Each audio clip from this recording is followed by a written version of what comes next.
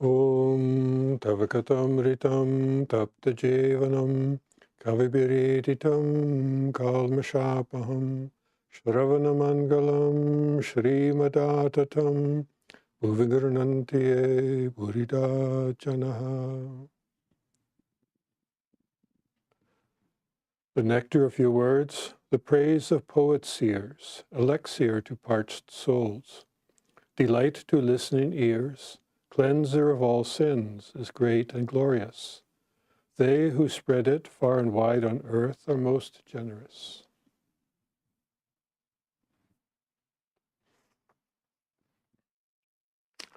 Good evening, friends. This evening we will be continuing with the Gospel of Sri Ramakrishna. And we are just, Swami Krishna speaking to the Brahmo devotees aboard a steamer. But the trip is getting to a close, and so Swami Krishna has a few final words with them. So he's beginning. Karma Yoga is very hard indeed. In the Kali Yuga, it is extremely difficult to perform the rites enjoined in the scriptures. Nowadays, man's life is centered on food alone. He cannot perform many scriptural rites. Here, you can't really take this as literally as it sounds, that it's where he says that nowadays man's life is centered on food alone. What he's actually meaning is we have to work, we have to sustain life just to provide food on the table for our own survival. And in those days, and maybe more so now, you have to work even harder. You have less leisure time to be thinking about spiritual life, for the meditation, for doing all the rituals that are required for, if you want to follow particular religious faiths.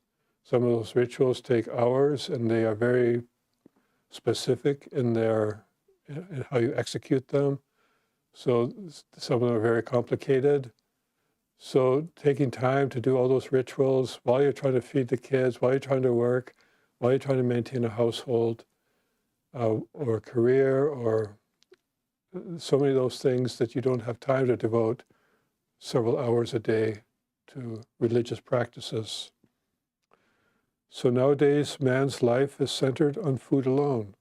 A lot of effort has to be put into just supplying basic necessities of life. Suppose a man is laid up with fever. If you attempt a slow cure with the old-fashioned indigenous recipes or remedies, before long his life may be snuffed out. He can't stand much delay. Nowadays, the drastic D-Gupta mixture is appropriate. Well, this D-Gupta mixture is somewhat like snake oil medicine. It's like the general thing that everybody takes if they have some discomfort or illness. That's like a traditional fever medication. Whether it really reduces fever, we don't know. But what he's meaning to say here is that in relation to realizing God through doing all the scriptural rites and following all the procedures, a lot of effort and time. It can take a long time to perform them and to bear the fruit, for the fruits of those rituals to bear fruit. So a more drastic method is required. And so now he's going to describe that. He says, in the Kali Yuga, the best way is Bhakti Yoga, the path of devotion, singing the praises of the Lord and prayer. The path of devotion alone is the religion for this age. So here he's mentioning Bhakti Yoga as being the path towards realizing God But here he's saying the path of devotion only.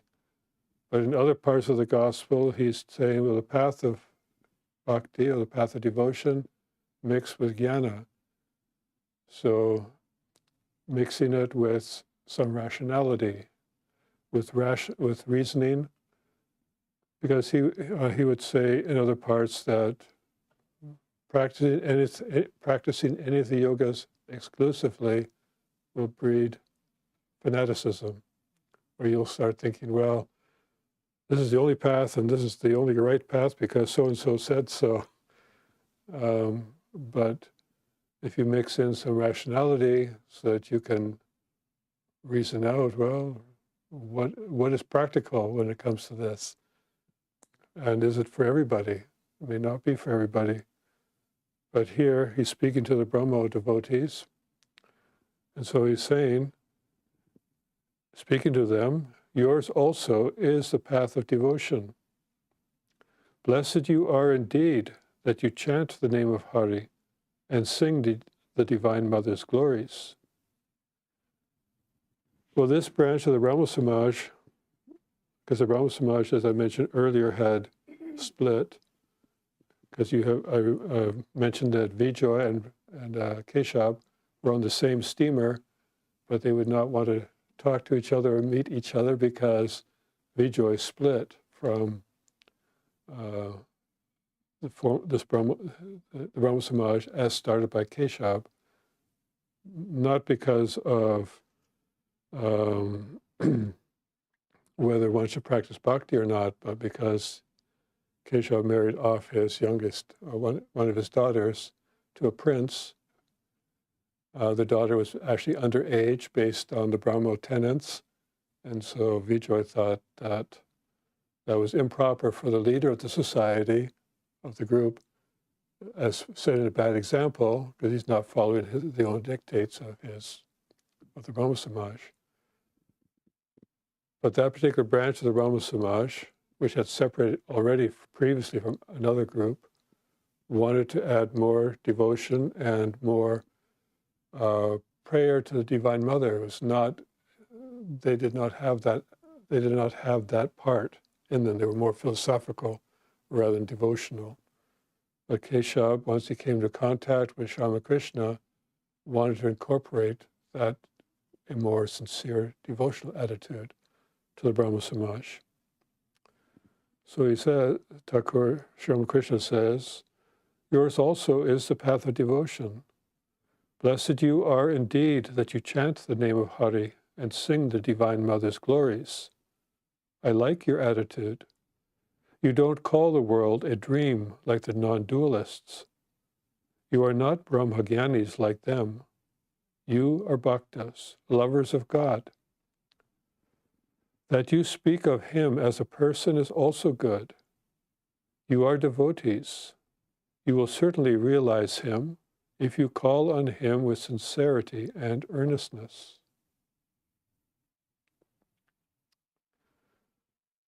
So although the Brahmo Samaj is not what you would call a typical religious organization, or even what you would call a religion, still, Ramakrishna is giving his blessing to them because what's really important is the sincerity and earnestness with which you approach God. And by thinking of God as a person, you develop a personal relationship with God, either taking up a particular attitude where you think of God as your friend or as your mother or as your father, as a beloved, as a child. So you look on God as a person. And that, together with a sincere desire to realize and to know God, that's all you really need, regardless of what faith you are. So he will say, you will certainly realize him if you call on him with sincerity and earnestness.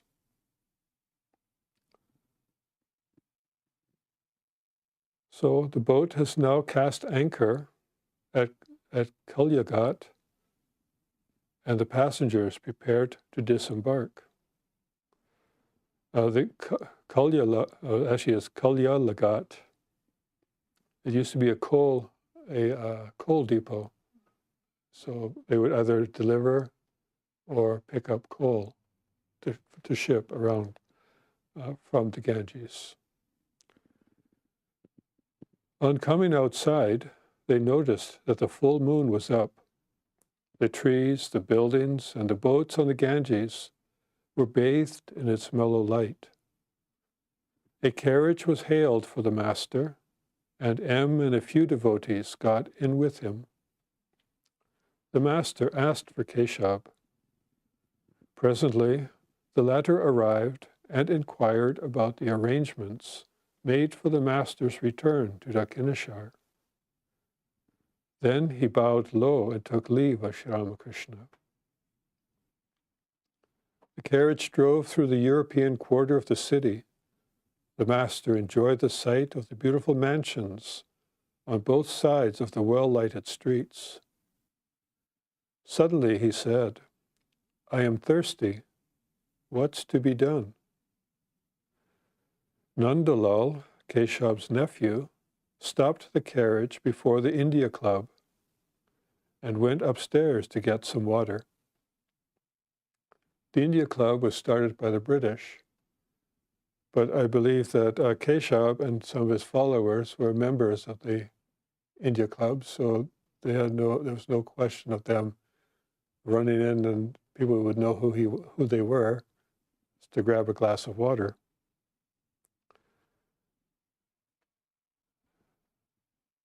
So when Keshav's nephew returned, the master inquired whether the glass had been well washed.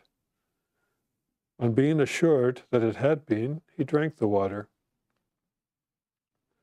As the carriage went along, the master put his head out of the window and looked with childlike enjoyment at the people, the vehicles, the horses, and the streets, all flooded with moonlight. Now and then he heard European ladies singing at the piano. He was in a very happy mood. The carriage arrived at the house of Suresh Mitra, who was a great devotee of the master and whom he addressed affectionately as Surendra, but he was not at home. The members of the household opened a room on the ground floor for the master and his party. The cab fare was to be paid. Surendra would have taken care of it had he been there. The master said to a devotee, "Why don't you ask the ladies to pay the fare? They certainly know that their master visits us at Dakshineshwar," referring to Surendra. "I am not a stranger to them," and all laugh. Narendra, who lived in that quarter of the city, was sent for. In the meantime, Sri Ramakrishna and the devotees were invited into the drawing room or living room upstairs. The floor of the room was covered with a carpet and a white sheet, and a few cushions was covered with a carpet and a white sheet. The white sheet was put on the carpet only because Sri Ramakrishna was visiting. Otherwise, it would not normally have been put down. A few cushions were lying about, and on the wall hung an oil painting especially painted for Surendra, in which Sri Ramakrishna was pointing out to Keshav the harmony of Christianity, Islam, Buddhism, Hinduism, and other religions. On seeing the picture, Keshav had once said, "Blessed is the man who conceived the idea." Now, this is not a common photograph that many devotees see, so I wanted to show it to you. And a copy of this picture is in Swami Nikhilananda's book, Ramakrishna, A Divine Life in Pictures. And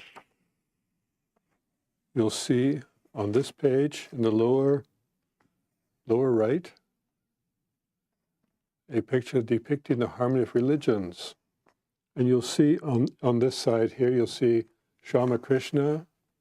He's wearing the blue jacket next to Keshav. And he's pointing to there's a Christian church, then there's a mosque, and then a Hindu temple. And then you'll see various figures, religious figures, Chaitanya and Jesus Christ here. You'll see Shiva and various other representatives of different aspects of Hinduism and other faiths. So the original picture, which is actually up above, was commissioned in 1882 by Surendra, but it looks to me like the age has taken toll on the picture, and in the 1960s it was copied, and that's what I'm showing you here. The painting had to be copied. Okay.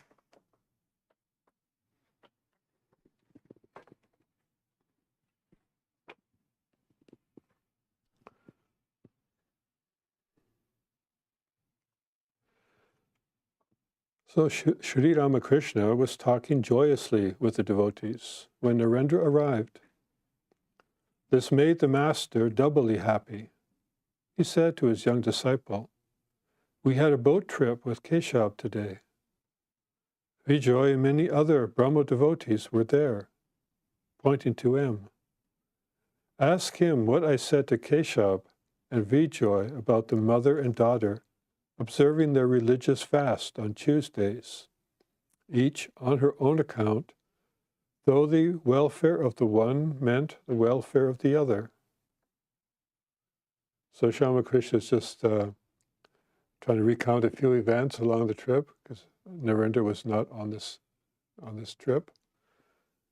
And there were rather long sections where I tried to explain some of these things earlier. So I also said to Keshav that troublemakers like Jatila and Kutila were necessary to add zest to the play. To M, "Isn't that so?" M, "Yes, sir, quite so." It was late. Surendra had not yet returned. The master had to leave for the temple garden, and a cab was brought for him. M and Narendra saluted him and took their leave. Sri Ramakrishna's carriage started for Dakineshwar through the moonlit streets.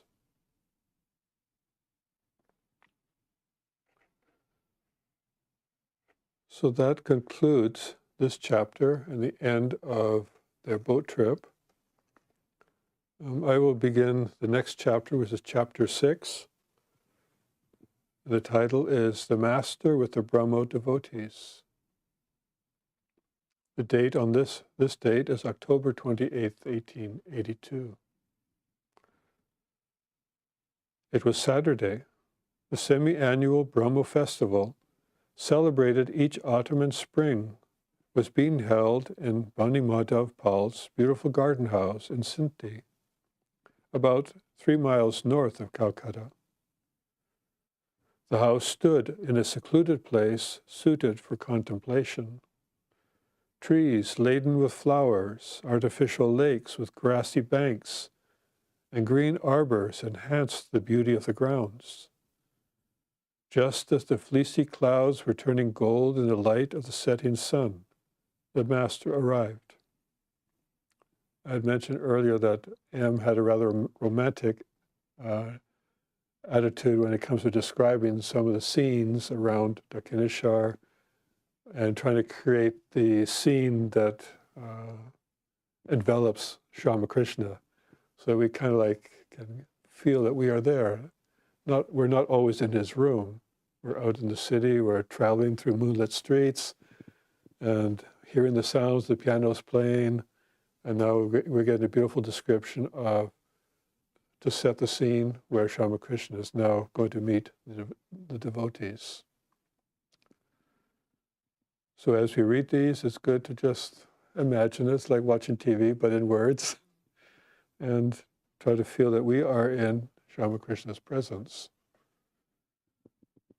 So many devotees had attended the morning devotions and in the afternoon, people from Calcutta and the neighboring villages joined them. Shivanath, the great Brahmo devotee whom the master loved dearly, was one of the large gathering of members of the Brahmo Samaj, who had been eagerly awaiting Sri Ramakrishna's arrival. When the carriage bringing the master and a few devotees reached the garden house, the assembly stood up respectfully to receive him. There was a sudden silence, like that which comes when the curtain in a theater is about to be rung up. People who had been conversing with one another now fixed their attention on the master's serene face, eager not to lose one word that might fall from his lips. At the sight of Shivanath, the master cried out joyously, "Ah, here is Shivanath. You see, you are a devotee of God. The very sight of you gladdens my heart. One hemp smoker feels very happy to meet another. Very often they embrace each other in an exuberance of joy." And the devotees burst out laughing. Master, many people visit the temple garden at Dakineshwar. If I see some among the visitors indifferent to God, I say to them, "You had better sit over there." Or sometimes I say, "Go and see the beautiful buildings." Laughter. Sometimes I find that the devotees of God are accompanied by worthless people. Their companions are immersed in gross worldliness and don't enjoy spiritual talk at all. Since the devotees keep on for a long time talking with me about God, the others become restless. Finding it impossible to sit there any longer, they whisper to their devotee friends, "When shall we be going? How long will we stay here?" The devotees say, "Wait a bit. We shall go after a little while." Then the worldly people say in a disgusted tone, "Well then, you can talk. We shall wait for you in the boat." All laugh. Ramakrishna is very observant. The room is full of people. He can tell right away who is really interested in spiritual discussion or is a devotee of God, and who just wants to check out all the people, either for some gain, because they notice that some very well-known people are showing up to listen to Ramakrishna, but they don't really have any spiritual interest, or they come as tourists. They see this beautiful temple, they go to the temple, look around, oh, what a nice place. They hear a holy man giving a discourse, but they're interested more in just sightseeing, not in spiritual discussion. And so for them are the beautiful gardens that they can walk through, or they can visit the different temples that are all on the same grounds as the Dakineshwar. And Ramakrishna would not force anyone to stay and listen to his talks, because he felt that, well, those that are sincere, they would stay and listen irregardless of what he says, because they know that whatever he says will be of some spiritual benefit to them. For those that are not interested, well, they might, it's like going to a circus. You visit the acts that you're interested in, and then you move on. So for them, Ramakrishna was like them. So he continues, worldly people will never listen to you if you ask them to renounce everything and devote themselves wholeheartedly to God. So this would be a frequent topic of Sri Ramakrishna, that one must renounce, one must be detached and all this. That's not what worldly people want to hear. So they figure, well, this person's speaking nonsense, it's not of interest to us, so we will move on. Therefore, Chaitanya and Nityai, after some deliberation, made an arrangement to attract the worldly.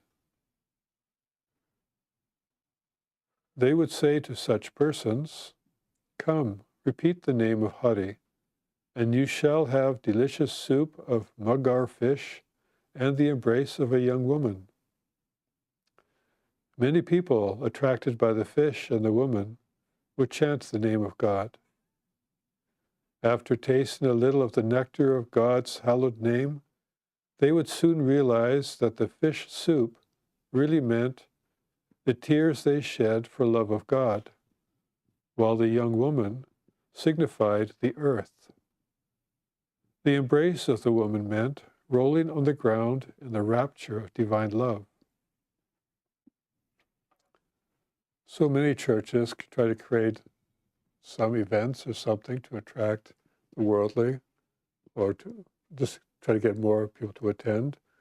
Either it would be music, dance, it would be some cultural activity, or they would sponsor a play or a movie, or, as I've noticed in some, football game will be shown after the sermon. So anything to get people attracted, just so that they will hear a few words about God. So back in the day of Chaitanya, well, they didn't have all of that, but they had some music, and they had delicious soup and the embrace of a young woman. So whatever it takes to get someone in there to chant the name of God. But would it stick? You know, I guess. But here, Chaitanya felt that, well, even if the worldly men do it for a while, that it still benefits them. So for the time being, they will chant the name of Hari, chant the name of God. When they go home, they may not, but they'll say, oh, well, maybe I'll go get the fish soup in the embrace of a young woman and chant the name of God again, and maybe they'll stay there and not go home at all. So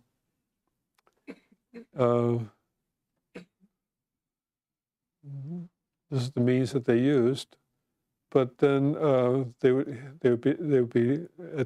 would also realize, this is just there's a deeper meaning to those. So by sublimating those worldly attractions, there is going to be an underlying spiritual current that, yes, you then will either feel devotion to God through expressing tears of love, or through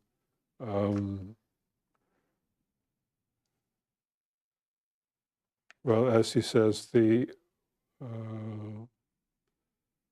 fish soup meant the tears they shed for the love of God, while the young woman signifies the earth, and the embrace of the woman meant rolling on the ground in the rapture of divine love. So instead of thinking of the woman, you're thinking that you are now expressing your love to God. So Nitai, one of the disciples of Chaitanya, would employ any means to make God repeat Hari's name. Chaitanya said, the name of God has very great sanctity. It may not produce an immediate result, but one day it must bear fruit. It is like the seed that has been left in the cornice of a building. After many days, the house crumbles and the seed falls on the earth, germinates, and at last bears fruit. So yes, even chanting the name of God sporadically, it's in your mind. Sometimes you remember, sometimes you don't, but still that the name is considered very holy, and at times it will remind you of some of God, the holiness of God, about divinity. When you feel that the world is crumbling around you, then that seed will germinate and you'll take it more seriously. So I will conclude there for today. Just a reminder, tomorrow evening at the Tapovan, and also online for those that connect with Google Meet, Swami Ramakrishna will be reading from the Goal Supreme.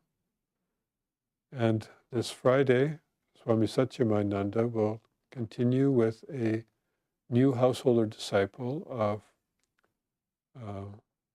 Ramakrishna. At the moment, I forgot to take the name down. But if you have received our notifications, it'll be in your email box. So let me conclude with a chant.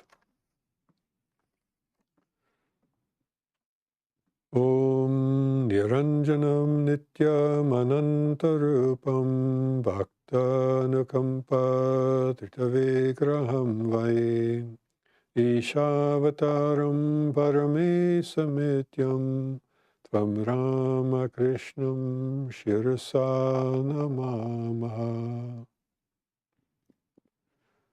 We salute that Ramakrishna, who is without blemish, eternal and infinite in forms, who has assumed human form out of compassion for the devotees, who is God incarnate, the Supreme Lord, and who is most worshipful. Om, peace, peace, peace to all beings.